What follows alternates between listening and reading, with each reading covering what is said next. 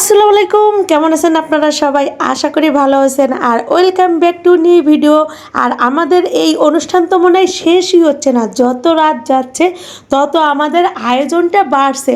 আর আমরাও চাচ্ছি যেন আমাদের অনুষ্ঠানটা শেষ না হয়। আর এদিকে এই দেখেন রান্না প্রায় শেষ, তারপরও আমাদের ওদিকে খেলা চলেই যাচ্ছে একটার পর একটা খেলা আমরা আবিষ্কার করতেছি আর এক একজন খেলছি। এই যে বাচ্চারাও খেলছে, আবার বড় বাচ্চাদেরও বালিশ বিতরণ দিলাম। এই দেখেন বড় বাচ্চারাও বালিশ, মানে কেউ বাদ দিইনি।